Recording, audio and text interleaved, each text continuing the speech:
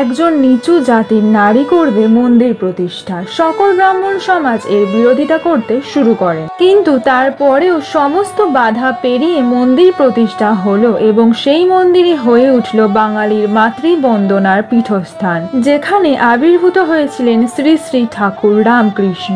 নমস্কার প্রিয় দর্শক বন্ধুরা, কৃষ্ণার্জুন চ্যানেলের পক্ষ থেকে জানাই আপনাদের আন্তরিক স্বাগত। কিভাবে প্রতিষ্ঠা হয়েছিল দক্ষিণেশ্বরের মা ভবতারিণীর মন্দির, কিভাবে এই স্থানে আবির্ভূত হয়েছিলেন শ্রী শ্রী ঠাকুর রামকৃষ্ণদেব, আসুন প্রিয় দর্শক বন্ধুরা এই ভিডিওটির মাধ্যমে দেখে নেওয়া যাক।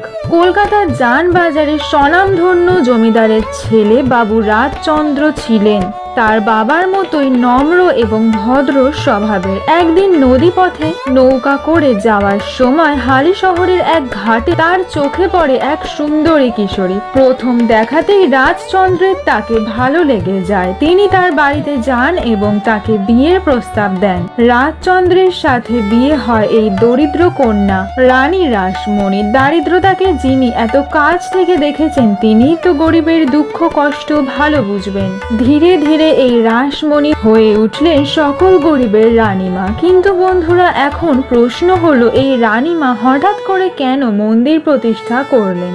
আসুন বন্ধুরা এবার সেই কাহিনী দেখে নিই। 1430 সাল রানী রাসমণির স্বামীর মৃত্যু হয়। সেই সময় রাসমণির বয়স ছিল মাত্র 40 বছর। তখনকার বাংলায় এক চল ছিল যে স্বামীর মৃত্যুর পর কাশী যাত্রা করতে হয়। সেই মতো রানী রাসমণিও তার স্বামীর মৃত্যুর পর কাশী যাত্রা করেছিলেন। সেইখানে যাওয়ার পথে একদিন তার স্বপ্নে এলেন স্বয়ং মা কালী। মা তাকে বললেন কলকাতার কাছেই গঙ্গার তীরে মন্দির প্রতিষ্ঠা করতে। সেই মন্দির হয়ে উঠবে সকল ভক্তের বন্দনার পীঠস্থান। বন্ধুরা, এখনকার দিনে মন্দির তৈরি করাটা যতটা সহজ ব্যাপার, তখনকার দিনে কিন্তু এমনটা ছিল না। সেই সময় রানী রাসমণির এই মন্দির তৈরিতে অনেক ধরনেরই বাধা এসেছিল। রানী রাসমণি ছিল 4 জন কন্যা সন্তান। তার নিজের কোনো পুত্র সন্তান ছিল না। তার সেজ জামাই মথুরামোহন বিশ্বাসের সাহায্যে তিনি শুরু করেন মন্দির নির্মাণের কাজ। কিন্তু বন্ধুরা, এই কাজ ছিল অত্যন্ত কঠিন।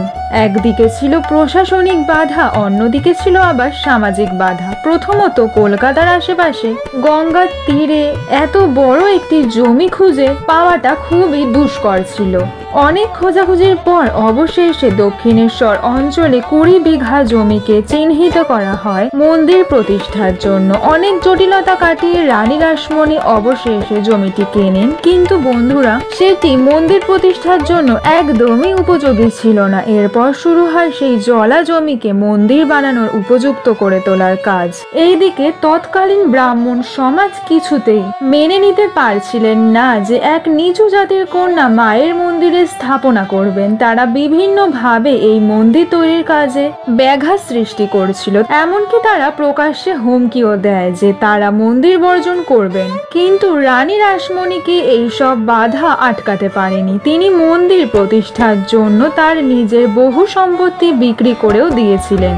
অবশেষে 1855 সালে এই মন্দিরের কাজ সম্পন্ন হয়। দক্ষিণেশ্বর মন্দিরে মা ভবতারিণীর মন্দির ছাড়াও তৈরি করা হয় এক বৃহৎ নাট মন্দির এবং মন্দিরের পেছনে তৈরি করা হয় রাধা গোবিন্দের মন্দির। রানী রাসমণি এমনটা বিশ্বাস করতেন, রাধা কৃষ্ণের উপাসনার মাধ্যমে ভক্তদের মধ্যে ভগবানের প্রতি প্রেম, ভক্তি এবং মানবিক মূল্যবোধ জাগ্রত হবে। মন্দির তো প্রতিষ্ঠা হয়ে গেল, এবার ছিল মায়ের মূর্তি নির্মাণের পালা। রানী রাসমণির স্বপ্নে মায়ের যে রূপ দেখেছিলেন তা ছিল শান্ত এবং মমতাময়ী। তার বিবরণ মতোই মূর্তি তৈরির জন্য তিনি একজন ভালো ভাস্করকে খুঁজতে থাকেন। নবীন ভাস্করকে রানীমা দায়িত্ব দেন মায়ের মূর্তি নির্মাণের কাজে। প্রথমবার তিনি যে মূর্তি নির্মাণ করেন সেটি মন্দিরের গর্ভগৃহের তুলনায় অধিক বড় হয়ে যায়। তাই জন্যই রানীমার কথায় তিনি আবারও মূর্তি নির্মাণের কাজ শুরু করেন। দ্বিতীয়বার তিনি যে মূর্তিটি তৈরি করলেন সেটি গর্ভগৃহের তুলনায় অধিক ছোট হয়ে যায়, তাই সেটিও বেমানান দেখতে লাগে। তাই আবারও তিনি মূর্তি নির্মাণের কাজ শুরু করেন। আর সেইবারে তিনি যেই মূর্তিটি তৈরি করেন সেটি রানীমার পছন্দ হয়ে যায়। 1855 সাল 31শে মে স্নান যাত্রার পূর্ণ তিথিতে মায়ের সেই মূর্তিকে প্রতিষ্ঠা করা হয় দক্ষিণেশ্বরের মন্দিরে। তবে প্রথম থেকেই কিন্তু দক্ষিণ দক্ষিণেশ্বর মন্দিরের প্রতিষ্ঠা নিয়ে ব্রাহ্মণ সমাজের আপত্তি ছিল। এই অবস্থাতে আবির্ভূত হন কামারপুকুরের রামকুমার চট্টোপাধ্যায়। রামকুমার ছিলেন এক বেদজ্ঞ ব্রাহ্মণ। বেদ সম্পর্কে তার জ্ঞান ছিল অসীম। দক্ষিণেশ্বর মন্দিরের প্রতিষ্ঠা হলে তিনি এই মন্দিরের প্রধান পূজারী হিসাবে নিযুক্ত হন। রামকুমারের হাত ধরেই মন্দিরে প্রবেশ করেন তার ছোট ভাই গদাধর চট্টোপাধ্যায়। কিছুদিন পরেই রামকুমার অসুস্থ হয়ে পড়েন এবং মন্দিরের সব দায়িত্ব গিয়ে পড়ে গদাধরের কাঁধে। রামকুমারের মৃত্যুর পর মন্দিরের প্রধান পুরোহিত হিসাবে গদাধর নিযুক্ত হন। ক্রমেই গদাধর হয়ে ওঠেন আমাদের সকলের প্রিয় শ্রী শ্রী রামকৃষ্ণ পরমহংসদেব। চিরাচরিত কঠিন ভাষা ছেড়ে অত্যন্ত সহজ ভাষায় তিনি মানুষকে ভগবানের লীলা বোঝান। প্রিয় দর্শক বন্ধুরা, ভিডিওটির থেকে যদি আপনাদের আরো কিছু জানার থাকে অবশ্যই কমেন্ট সেকশনের মাধ্যমে আমায় জানান। ভিডিওটি আপনাদের উপকারী লাগলে লাইক শেয়ার সাবস্ক্রাইব করুন।